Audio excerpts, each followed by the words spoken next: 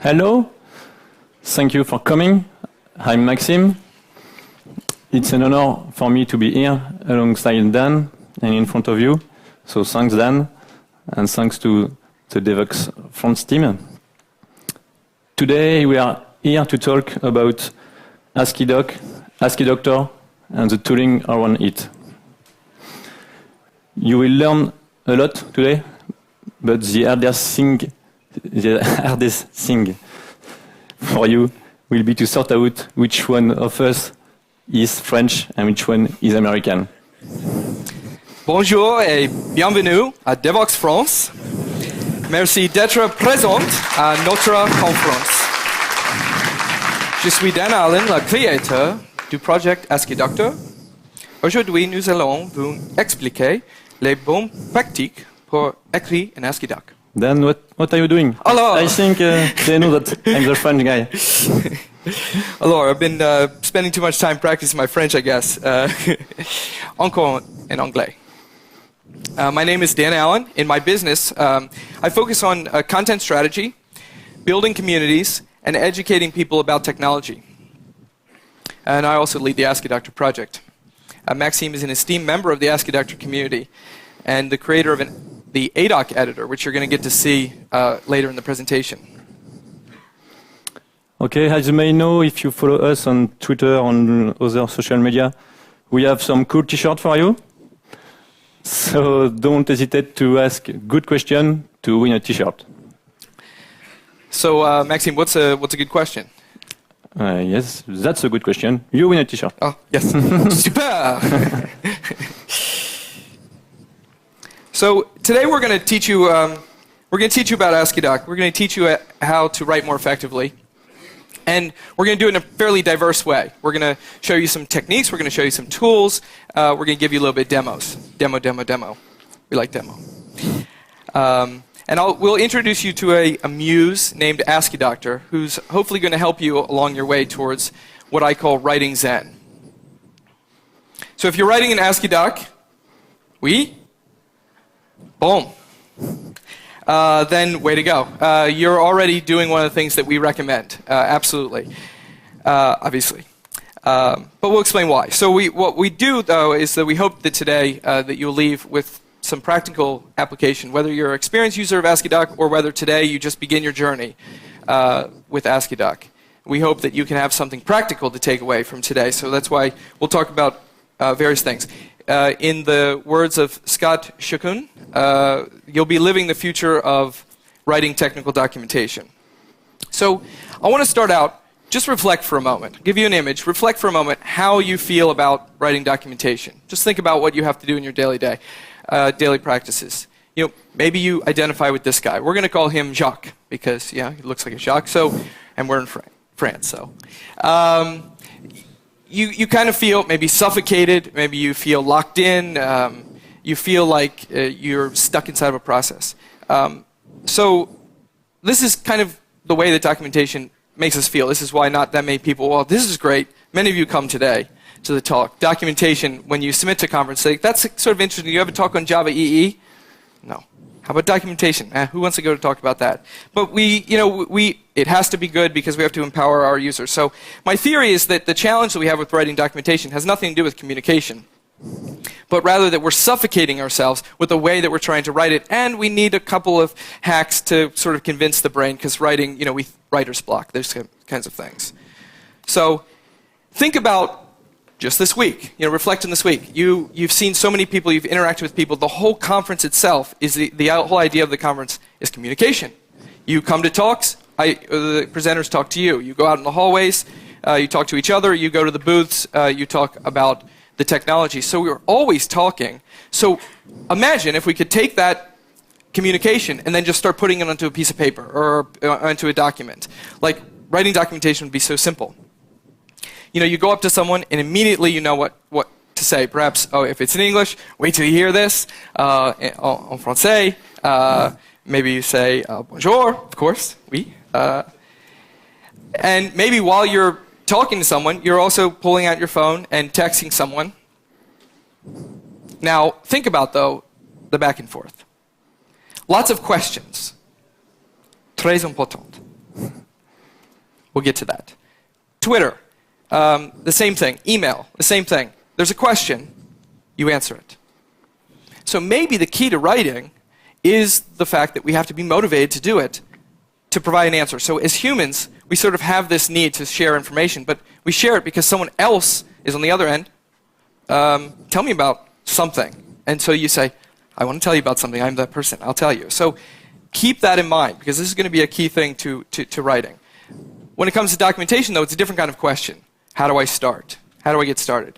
So I think that the thing we need to do is we need to learn how to hack our brains so that we can write and like documentation.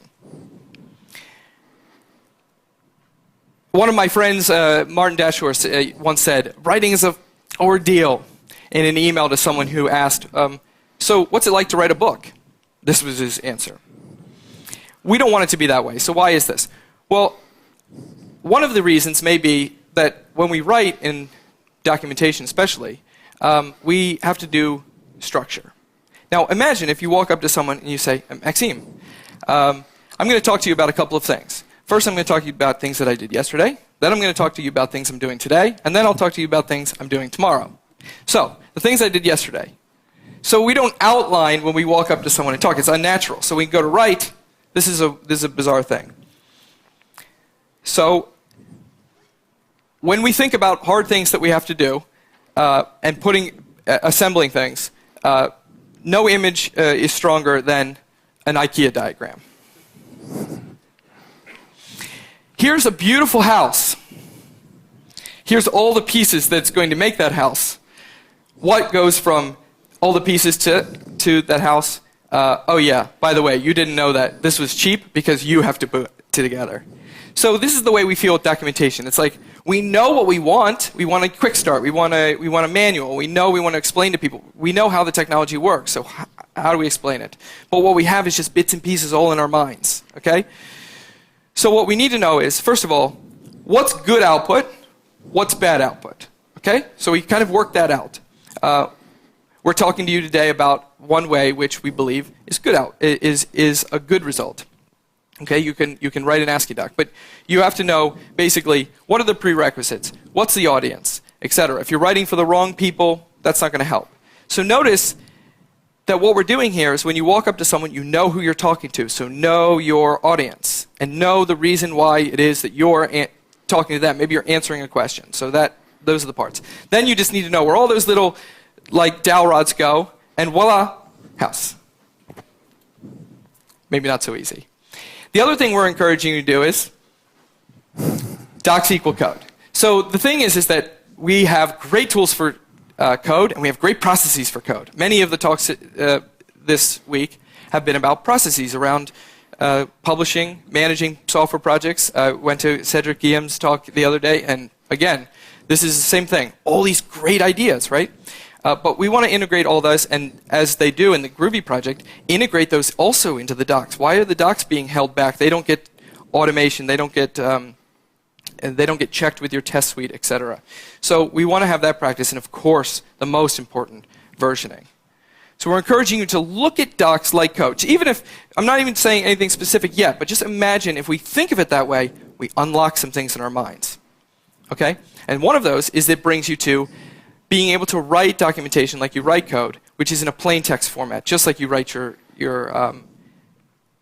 code, not in some sort of a WYSIWYG, drag and drop kind of thing. So we're going to be talking a lot today about two different terms. I want to put them on the same slide so you can make sense of them right up front. AsciiDoc is a syntax for writing documentation, very similar to Markdown, but much richer, but similar in the sense that it's just a plain text format. And then we have Asciidoctor. Now, Asciidoctor's the bigger piece of this diagram, right? Because it's the parser and then all of the tools, and some of which you'll see today. And in the future, we may have other implementations of AsciiDoc, which is why we want to keep it separate. It's a language, just like Java's language, Ruby's language, etc. AsciiDoc, c'est bon. So the beautiful thing about AsciiDoc is it's clear. C'est clair, okay? You can see the actual text of the content, not all these XML tags and all this superfluous things that you don't care about. And you do just that amount, the amount that's on that slide, fit on this slide, easy to read, hopefully, and you get really professional output. Now that's just a suggestion, really, that output, and we'll talk about that, but that's just a suggestion. You can have any output you want, because you can parse it up just like into a tree, and you can have any output you want. But we do reward you as a writer right off the bat by giving you some nice-looking output and making your efforts worth it. So AsciiDoc is three things, three tenets in the syntax, we believe. Concise, okay, so you can see it fits on a slide.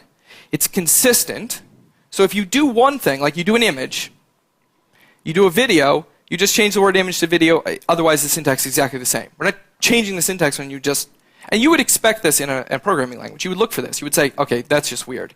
We don't want it to be weird. We want it to be natural.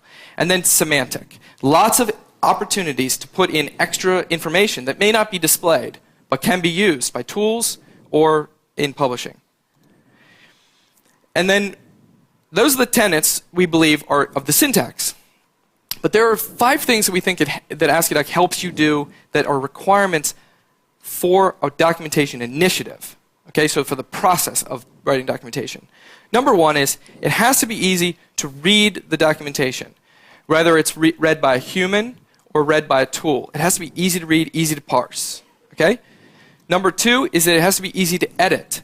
Now this goes back to this idea of if you walk up to someone and you speak and you, okay, maybe we don't speak the same language, then we have a bit of a difficult time communicating. So we need to be able to not have a barrier when we're trying to express ourselves. Probably the most important, très important, versioning. I still see people today, teams, etc., that don't version their documentation. And so then you have 2 divergent documents, and someone's like, oh, yeah, I edited that document. Oh, I edited that document too. Where's your copy? Oh, send to me an email. Well, how about I send you the one that I wrote, and then you merge them, and you send them back to me. So use version control for it, and we'll see a view of why our version control helps us. But version control, these days, almost instantly gives you also the ability to share. Because I push it, and then I can send it to you. Okay? How many times have you been, how am I going to get that document for you? Can you send it to me via email? Anytime you hear document and email, run. Okay? Don't do that. Version control. Okay? And then convert. So one of the most powerful things about AsciiDoc is that the output can be what you want. You don't even need necessarily to render it into the order that it is by default. Think about that. You can interpret it any way you want.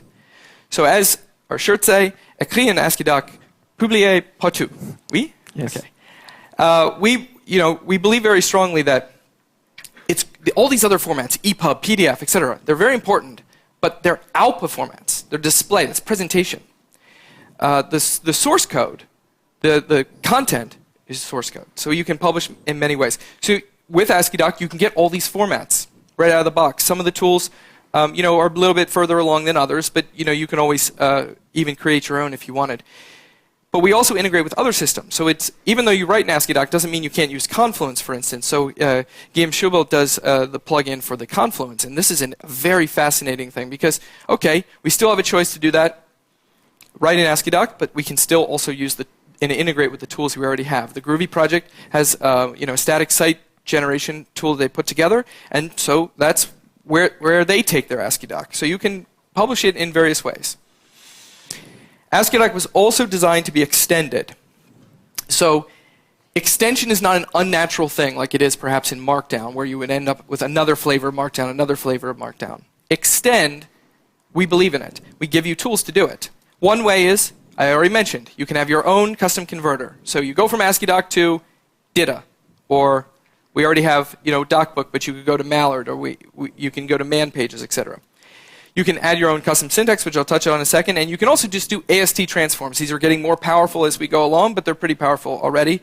As an example, so the extension example. So let's say you have to put issue numbers in your documentation a bunch of places. Don't go through the steps of making a longhand, written out longhand, but make a short little tag, and then the extension can come through and pick it up. And this is an example of doing an extension in a Gradle build using the Groovy DSL. So it's kind of like a very Java-oriented example. You can also do them in Ruby. So the Groovy project uses this to create some custom tags, like we're used to, let's say, in JSP.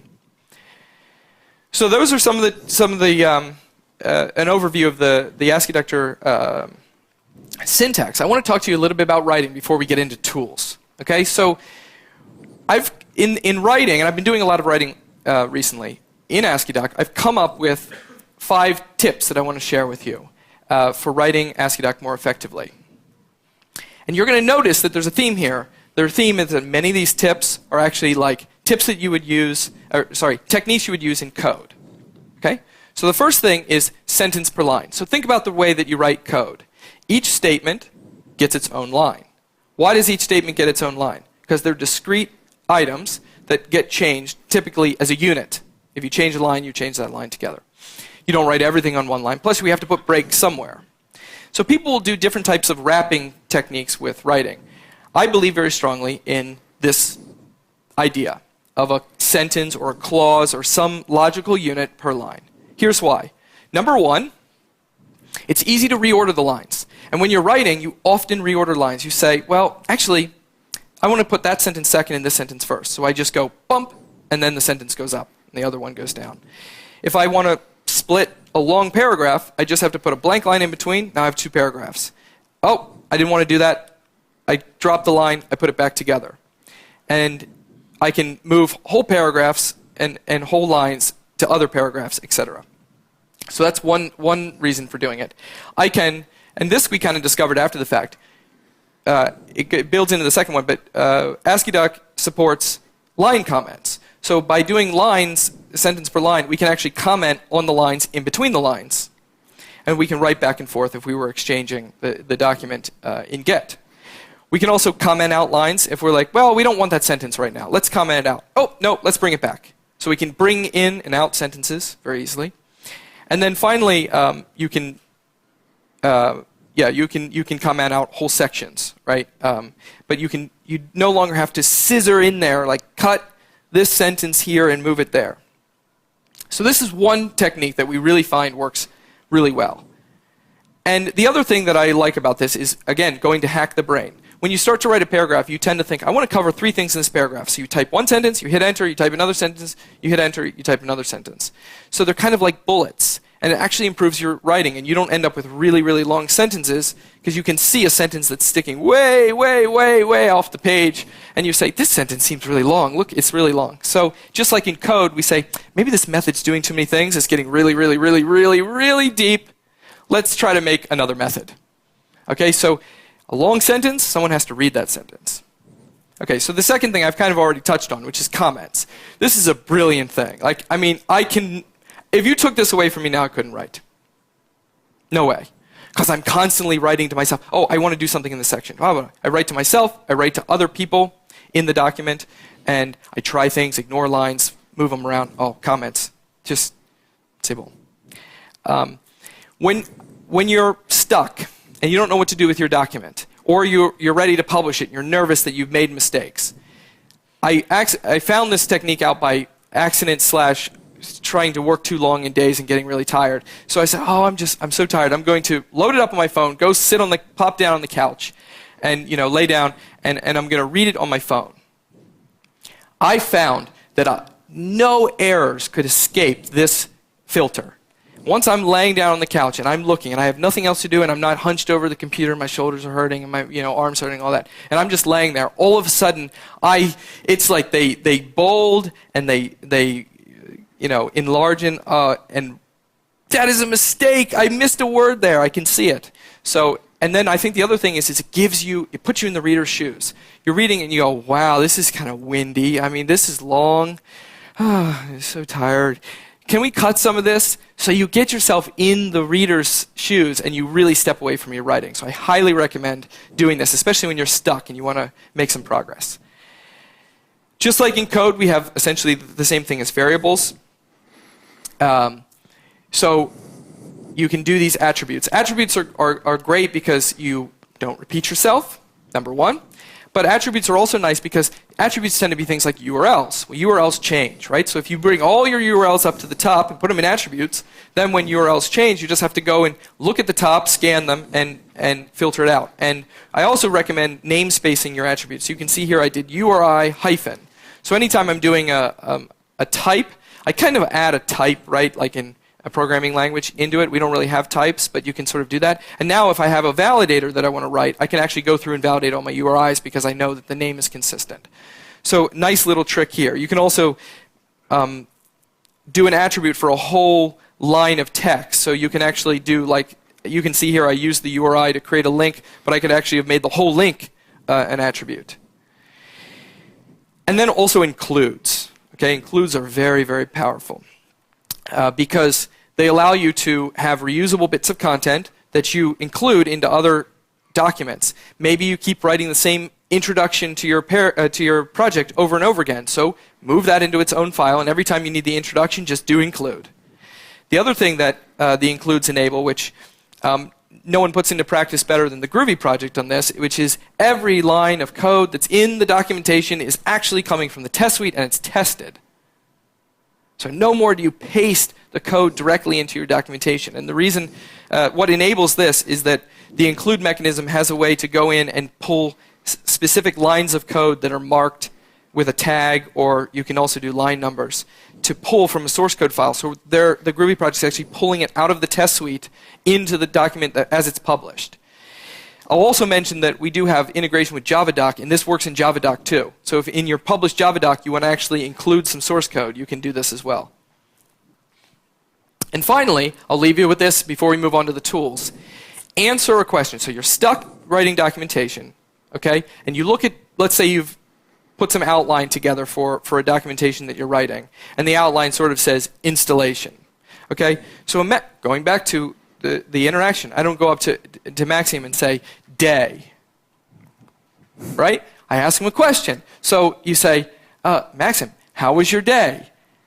Fine. Immediately, right? So you can hack yourself. When you create your outline, say, how do I install this quickly? And you say, oh, quickly. Okay, quickly, you want to do it this way. So this is how we're constantly going back and forth on mailing lists and with colleagues at work, etc., answering questions. Someone asks you a question, and you feel compelled to answer it. So outline with questions, then go back and answer the questions, and then change all of the questions to statements of what you wrote about, and then publish it. I promise you will write documentation. You'll have found Zen of writing. All right, tools.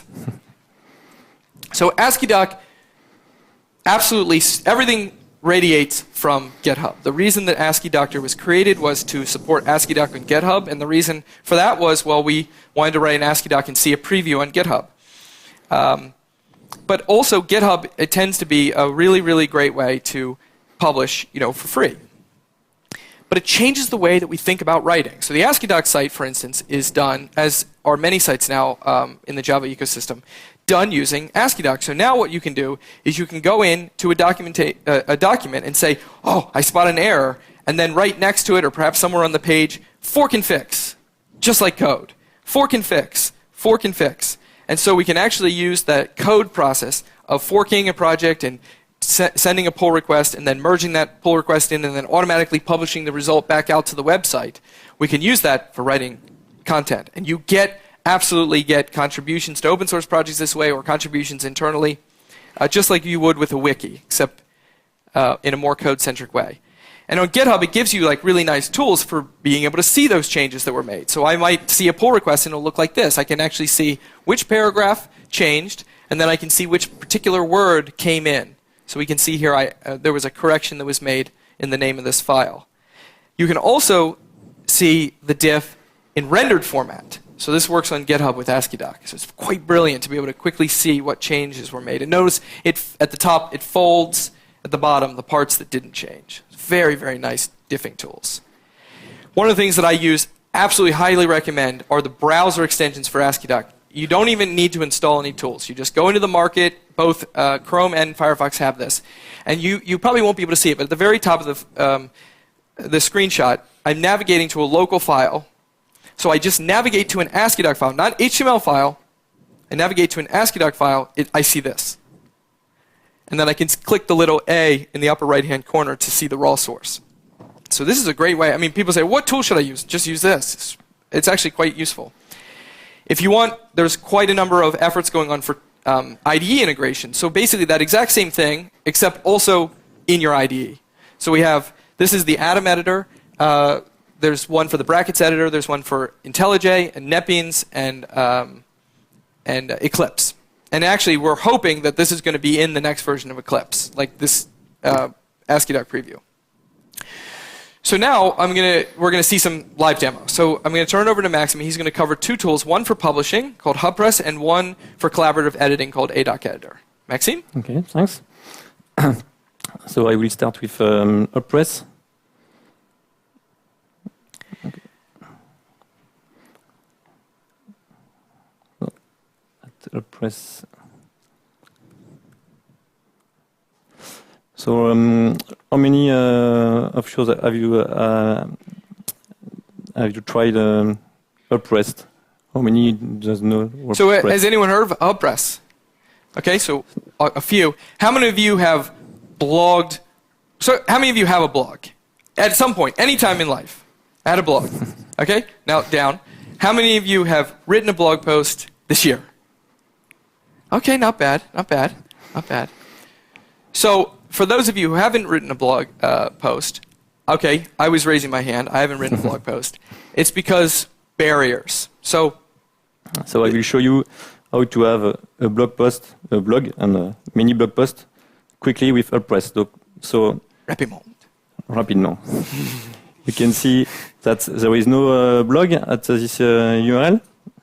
So I will go to the HubPress website, and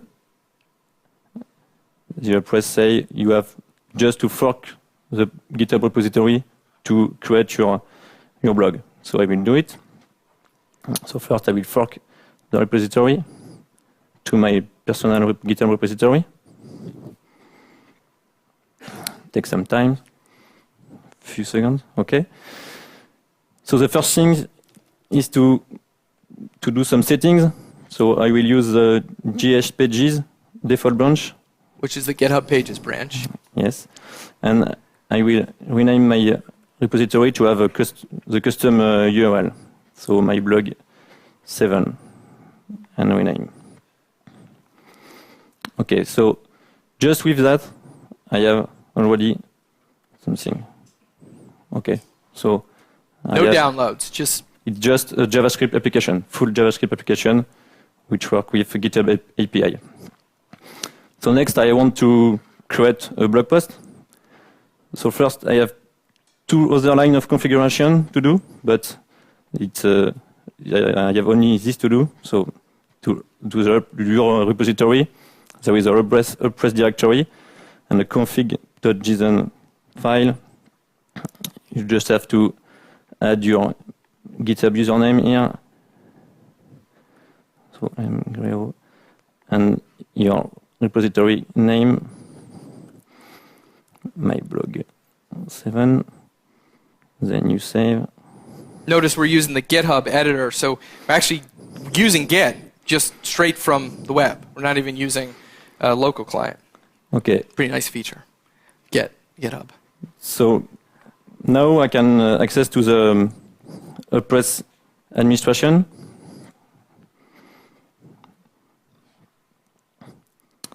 So I have to log in with my GitHub credential.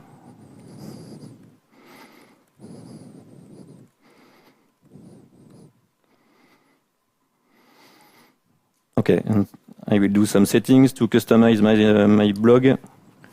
Yeah, so Anthony, who's the creator of HubPress, actually put together a really nice theme and also has some templates, basically. So just like if you were using WordPress or something like that, you can actually just type in a couple of things and get some nice styling by default. So what Maxime is doing is going in and just enabling some of that. Because we like free things. Logo. Submit, and then I can create my first post. Okay, so here I can click here to create my blog post. So my first blog post. And as you can see, there is the preview in live. So I will start with an existing blog.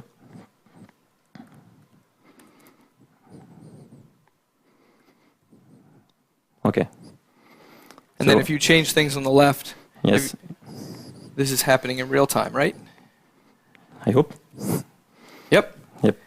So this is actually on the right-hand side. That's actually being rendered with Asciidoctor JavaScript, which is the JavaScript port of Asciidoctor. So we're actually rendering in real time as you're typing. So now I will show you the interaction with GitHub. So if I save my AsciiDoc content, then I will go back to my GitHub repository. And as you can see, there is a new directory with my AsciiDoc content here. Yeah, and here's, by the way, the rendering of AsciiDoc on GitHub. It's just, you put a AsciiDoc file on GitHub, it just renders it pretty nicely using, again, Asciidoctor on their server. Okay, so next I will publish it. So I click here to publish. And if you want to publish. Okay. Voila. Voila. So I can go back to my GitHub repository too to show you that there is a new directories and subdirectories with the HTML file. Okay. And if I go back to my website, my blog 7, and I refresh. Okay. So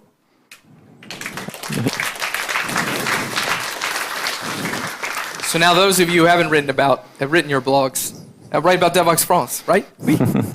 Not press. So you can see we have a beautiful blog post. When you do blog post, you add some images or video or something like that. So I will show you how you can add a video from YouTube. So I will just add this line into my Asciidoc content here. Okay. So the video is here. Then I will republish. Okay. Okay. And if I refresh again here, sorry, here. Okay. It's the time the GitHub publish. Okay, thanks. Why?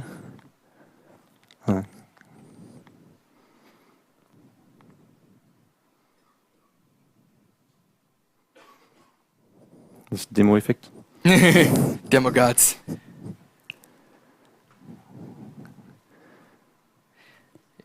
Okay, publish. it says published. Okay, let's try. Okay. There we go. Here is the video. Okay. So yeah, so very, very simple to add, video content, image content, and code snippets, of course. Why? So yeah, you can blog like a hacker, right? And without even having to download any tools. Okay. So next tools. Yeah. So now we'll. So that's publishing. That gives you a little bit of idea of so what you can do with your AsciiDoc content is integrate with other tools and publish it various places. You have a lot of options. So now we're going to move from publishing to real-time collaboration, because this is very important as you're drafting it. So you won't always be writing your own blog entries. Maybe we're working on some technical documentation or marketing material, or some other content together. So what do we have for that, Maxime? Okay. So. Yeah. Okay. Yep. Good. So on the left side, I will use my personal user with my GitHub account. So it's AsciiDoc.io. Then I have already some project. And let's say I want to try with someone else with this file, this AsciiDoc file. So I can invite a person. Okay, so on the right side you can see that I have this demo project. If I go back to the left side, I can open it. So it's a AsciiDoc content. Okay. I can do the same on the right side. Okay. And then we can work together on the same file. So I can add a table of content, for example. Then here I can say this is source code. And you can see that the preview is on the both sides. And I can say yes. Cool. We can work on the same file.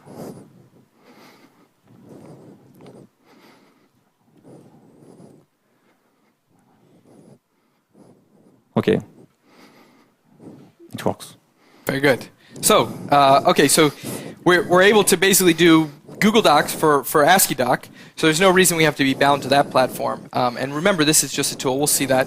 So the question is, Maxim, where's the file stored? Or how do we get it somewhere we can save it? It's in the Firebase system, so maybe you want to work on a file which is hosted on GitHub. Yeah, exactly. So I will show you the GitHub integration. So again, here I have my GitHub account,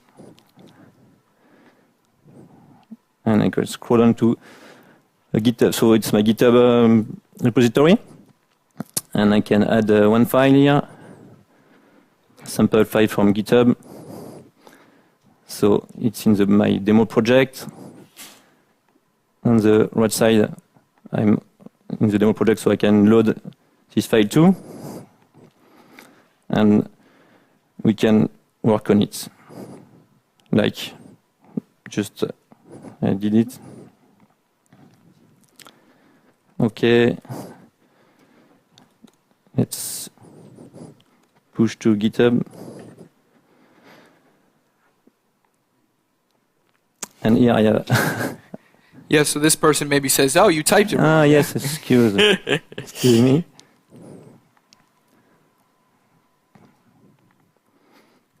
This is GitHub. Okay. And so next, I can push to GitHub. And you write, this commit message will be your git commit message, right? Yes. Okay. In Live DevOps France. I can commit. Okay, it seems to be good. So if I go back to my GitHub repository,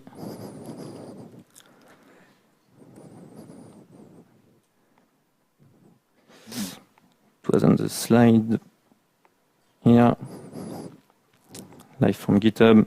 Okay. And voila. Voila. So we can work in real time, and we can still have a canonical source, not a divergent of, two documents, divergent sources of document. GitHub is still the authority, but we can layer tools on top to work together. Right? Thanks. Very good. Thank you. And switch to the slides. Yes. Yeah. Excellent. So that gives you some idea of some of the tools. We know we're doing something right, at least, because authors that have used Asciidoctor are very passionate about it. And actually, kind of surprising to sometimes how passionate about it they are. But that's what we want. That's what we're trying to do here. And you can see we're trying to solve a lot of different problems. We're trying to solve the publishing problem, the source problem, the raw source problem, the publishing problem, the collaborative editing problem, and there are other problems as well that we're trying to solve. But they're all for the same purpose, which is to allow you to do truly amazing things with the content that you write that's so valuable. We want you to be able to do a lot with your content. So this was a very powerful statement for me when Scott said that. He said this, without sort of being prompted. It's like, I can do powerful things from the AsciiDoc source. That's exactly what we want you to be able to do. So that means that we're definitely getting to something. So we want you to be able to write in AsciiDoc and publish everywhere. So thank you very much for attending. Thank you.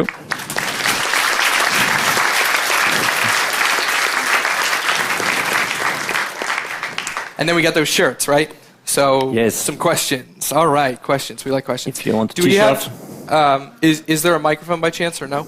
Okay, so we'll repeat it. Let's see. Hold on, I have to blind out the light. There we go. Let's start with you. Yep.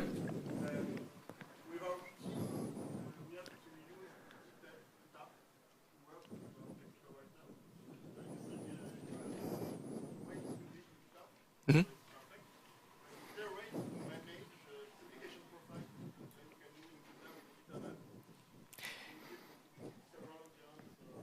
That's a great question. So the question is, is that... So a t-shirt. Yep.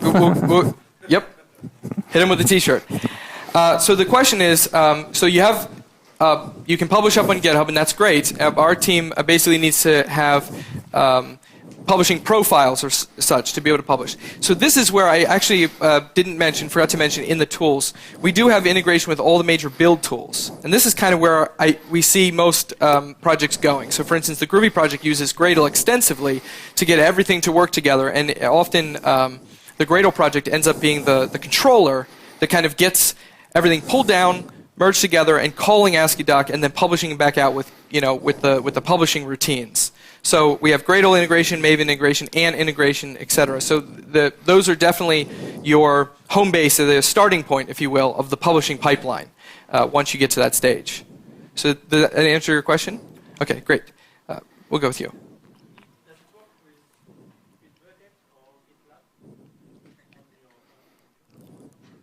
Yes. So the question is, does it work on GitLab or with your own computer? Yep. Yeah, so it turns out that GitLab also uses Asciidoctor to render their AsciiDoc files. So they had kind of mirrored GitHub on that. And other Git source control viewers have been looking into it as well. Bintray, for instance, renders, I know it's not source control, it's binaries, but they also render AsciiDoc. So we're seeing a lot of pickup from these tools. And of course, you can do it locally as well and could integrate with it. Yeah. Excellent. Sure. Yes. Yeah. Sure. Let's see. In the back. Kilton. Ouais.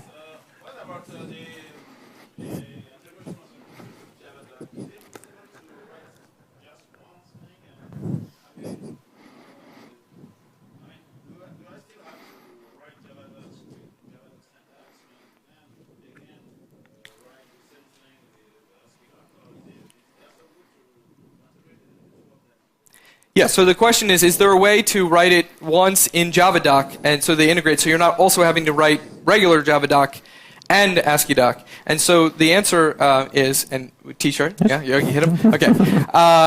Yes, so basically you still use the same comment boundaries that you use to write, but what's inside of that comment is just AsciiDoc. It takes over the whole comment. So instead of writing in HTML or whatever kind of crazy syntax that JavaDoc is, you write in AsciiDoc. And we've mapped most of the things to it.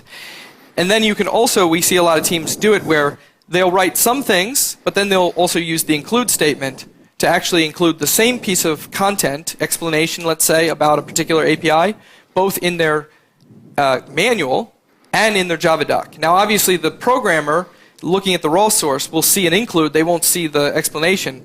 But tooling is kind of in the works. The tooling vendors are working on it, where you can click through to get to the include, and then you can read it. So this is a truly dry way of doing JavaDoc. Yeah, great question. Last All right. t-shirt. The last Yes. t-shirt. It's the last. Yeah? Less t-shirt. Less t-shirt, okay. We want to give a t-shirt to everybody, so, but we can't. But we'll try to answer as many questions as we can. Let's see. There was a question over here that was for a long time, so yes, you.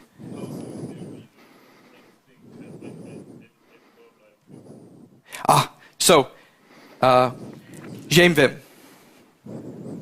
I love Vim. I do everything in Vim. That's where I think the Chrome extension really comes in, because I'll open up Vim on half of the screen and the browser on the other half of the screen, or sometimes I'll do it other ways, but that's the same idea.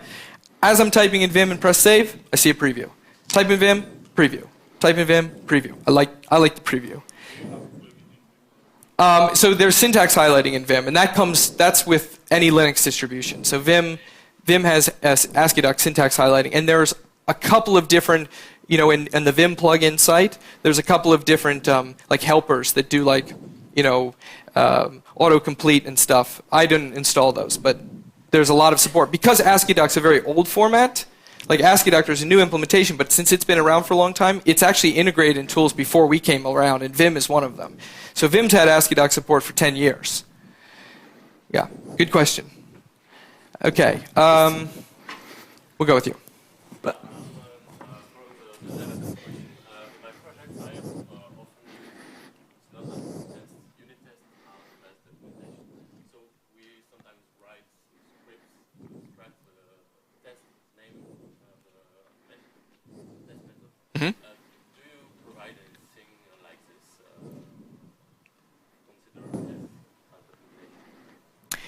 So let me see if I get that right. So you want to be able to, well, ask one more time. Sorry. To include the test. Yeah. If it was documentation in AsciiDoc. Maybe you have some description and include automatically some tests. Yes, that's a great question. So basically, the tests have content. They have documentation, information about a method or something. And you may want to use that information that's in the test also in your documentation. There's actually a couple of different efforts, like to integrate AsciiDoc with Cucumber, for say, as an example, because the BDD tests will say this is what it should do. I expected to do this. It did do this. It did not do that. So we actually have that. Some tools are starting to integrate, and one of the examples of that is Cucumber, AsciiDoc, and another example is Serenity, which used to be called Thucydides. But those tools are taking that content, and they're two ways. One, they're taking the content which may be written in AsciiDoc and getting it into your documentation. The other thing is they're making AsciiDoc from the test results, with then including that into your documentation. So there's different paths to getting there. Some generate AsciiDoc, some you do where you write in AsciiDoc and you generate the test descriptions. And I like that sort of experimentation that's happening. So there's some tools out there to search for, but you'll find some stuff. Good question. Yes, in the back there.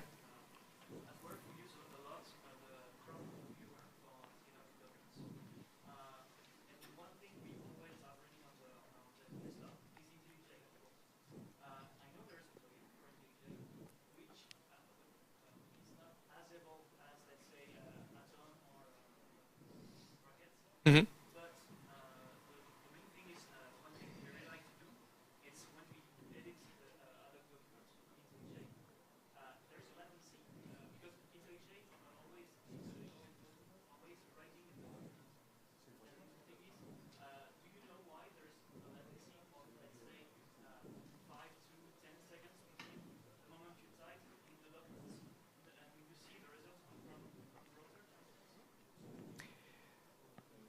The delay, so basically the delay, I'll rephrase it, but first let me clarify. So you're typing in IntelliJ, but there's a delay in Chrome, you're saying. Are you using like live reload?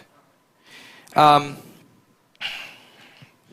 the question is if I'm using the integration with, if I'm typing AsciiDoc in IntelliJ and I have this integration into the browser where the Chrome is doing the live reload, you saw when we did in HubPress, typed in the left side and it previews instantly. That's not happening in IntelliJ. My guess is that IntelliJ isn't sending the event to the browser soon enough. There's a delay, and live reload has a short delay as well, so they're compounding. So probably there's a way to tighten that loop. Yeah. So, but these are the types of challenges that we're still working on to sort of get these all the experiences the same. Yeah. So that when you're typing, you immediately get the preview. Yeah. Okay. We'll take one or two more questions. So, Benoit. Great. I even say that's a good question to end on. Okay.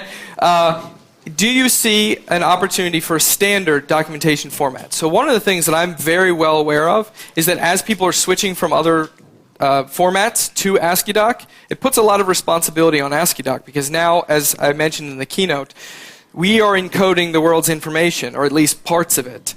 And there's a responsibility there to treat it right. So we've already started, like in the last week, an initiative to create a grammar for AsciiDoc, a formal one. There are some problems in the original parsing of AsciiDoc that we want to clean up. Not things that would really ripple or anything, but it would certainly just tighten everything up. It would just make it cleaner. And, we do believe that there is a room for a sort of a standard, or at least a specification of some sort, of the lightweight format. So we are definitely committed to making that happen. So we want AsciiDoc, or let's call Unidoc, to be that vision. So great question. All right, thank you again for coming. Thank you.